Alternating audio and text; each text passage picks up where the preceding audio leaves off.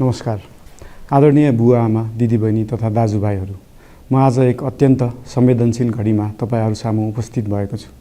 केही दिन अघि सुनसरीको देवानगञ्ज, सिराहा लगायतका स्थानमा भएको दुःखद घटना र त्यसपछि केही जिल्लाहरूमा उत्पन्न अशान्त वातावरणलाई लिएर नेपाल सरकार पूर्ण रूपमा गम्भीर र संवेदनशील छ। यस दुःखद घटनामा परि निधन हुनुभएका हाम्रा नागरिकहरू जयप्रकाश मेहता, ओमप्रकाश मेहता र गणेश यादवप्रति म भावपूर्ण श्रद्धाञ्जली अर्पण गर्दछु। साथै शोक सन्तप्त परिवारजनहरूमा नेपाल सरकारका तर्फबाट गहिरो संवेदना व्यक्त गर्दछु। घटनामा परि घाइते हुनुभएका सम्पूर्ण नागरिकहरूको शीघ्र स्वास्थ्य लाभको कामना गर्दछु। घाइतेहरूको उपचारमा कुनै पनि प्रकारको कमी वा ढिलाइ हुन नदिन सम्बन्धित स्वास्थ्य निकायहरूलाई स्पष्ट निर्देशन दिइसकिएको छ।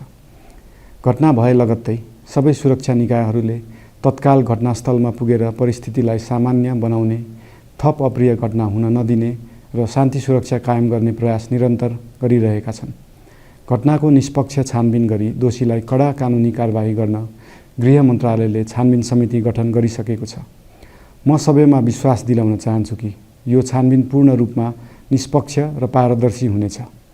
घटनामा संलग्न दोषी जो कोही भए पनि कानुनी दायरामा ल्याउन सरकार प्रतिबद्ध छ। अवस्था थप नबिग्रियोस्, कुनै पनि नागरिकको जनधनको क्षति हुन नपाओस् र स्थानीय स्तरमा विश्वासको वातावरण बनोस् भन्नका लागि नेपाल सरकार निरन्तर क्रियाशील छ। परिस्थिति सामान्यीकरण गर्न केन्द्र स्तरमा सर्वदलीय बैठक आह्वान गरी गहन छलफल गरिएको छ। स्थानीय तहसम्मै जनप्रतिनिधि, नागरिक समाज, विभिन्न धार्मिक गुरुहरू, समुदायका अगुवा तथा सामाजिक व्यक्तित्वहरूसँग निरन्तर संवाद भइरहेको छ। स्थानीय स्थितिको प्रत्यक्ष अनुगमन गर्न, पीडित पक्षसँग संवाद गर्न र शान्ति सुरक्षालाई थप सुदृढ बनाउन गृहमन्त्री स्वयं सो स्थानमा पुगिसक्नु भएको छ। साथै देशको समग्र शान्ति सुरक्षाको अवस्थाबारे गम्भीर समीक्षा गर्न राष्ट्रिय सुरक्षा परिषदको बैठक बसी परिस्थिति अनुसारका आवश्यक निर्णयहरू समेत गरिसकिएको छ। यस्तो संवेदनशील घडीमा सामाजिक सञ्जाल वा अन्य माध्यमबाट असत्य, अपुष्ट सूचना, अफवाह, घृणा फैलाउने सामग्री वा समुदायबीच वैमनस्य बढाउने अभिव्यक्ति प्रचार प्रसार नगराउन अनुरोध गर्दछु। साथै सरकारी निकायहरूबाट जारी भएका आधिकारिक तथ्य र सूचना मात्र विश्वास गर्न विशेष आग्रह गर्दछु।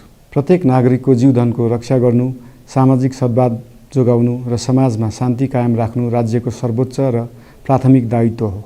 आगामी दिनमा पनि राज्य थप सतर्क र संवेदनशील रहनेछ।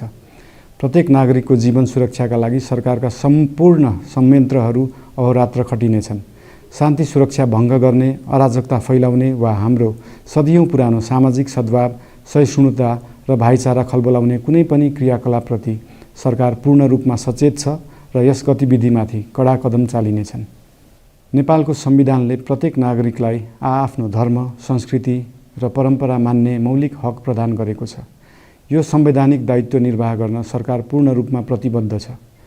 धर्म समाजलाई आपसमा जोड्ने र प्रेम बाँड्ने शक्ति हो। संसारको कुनै पनि धर्म वा संस्कृतिले हिंसा, घृणा र विभाजन सिकाउँदैन। सबै धर्मको मूल सार करुणा, दया, प्रेम र शान्ति नै हो। देशको कुनै एक स्थानमा भएको अनपेक्षित र दुःखद घटनालाई लिएर कुनै सिङ्गो समुदायलाई आरोपित गर्नु र देशका अन्य भूभागमा समेत त्यसको प्रतिशोधको आगो फैलाउनु कुनै पनि दृष्टिकोणबाट न्यायोचित वा न्यायसङ्गत हुन सक्दैन। आदरणीय बुवा आमा दिदीबहिनी तथा दाजुभाइहरू, हाम्रो इतिहास साक्षी छ कठिनभन्दा कठिन र अप्ठ्यारो परिस्थितिमा पनि आपसी एकता, सहिष्णुता र विवेक नै हाम्रो सबैभन्दा ठूलो शक्ति बनेका छन्। हामी सबैले जिम्मेवार नागरिकको भूमिका निर्वाह गर्दै यो सुन्दर र शान्त नेपाली आकाशमा मडारिएको अशान्तिको बादल हटाउनु पर्नेछ।